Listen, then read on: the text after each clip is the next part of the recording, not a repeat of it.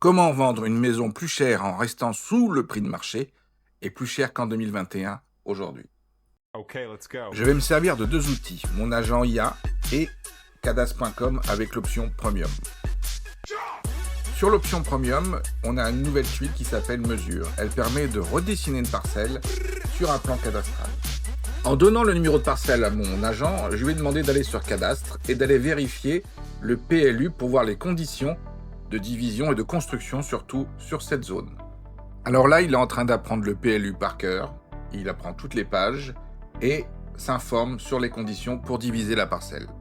Donc voilà, il a pris connaissance du PLU, il sait exactement les normes et les conditions pour pouvoir diviser une parcelle dans cette zone. Donc ce qu'il va faire maintenant, il va cliquer sur la tuile mesure et aller sur donc la parcelle pour faire une division et détacher une nouvelle parcelle.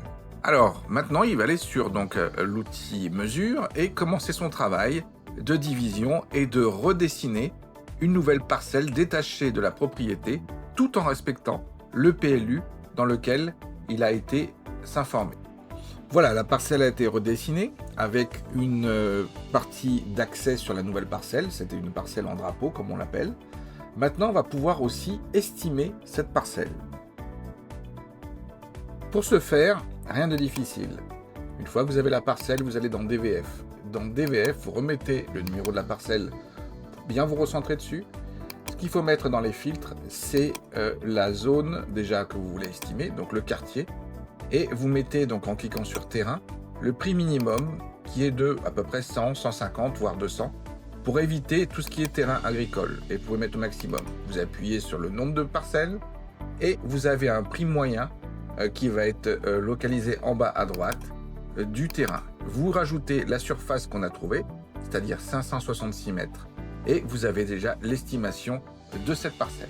Si on retourne sur l'Imomètre, on peut voir qu'à l'époque, cette maison aurait été estimée à 372 000 euros.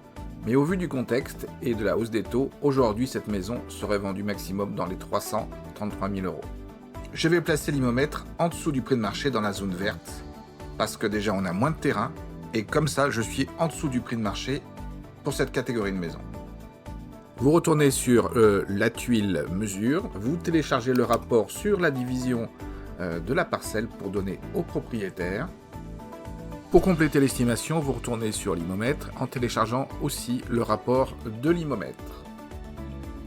Résultat des comptes, nous vendons une maison en dessous du prix de marché à 299 000 euros, plus une parcelle à 100 000 euros, soit 399 000 euros pour le propriétaire, alors qu'une maison seule à 370 000 euros aura été au-dessus du prix de marché.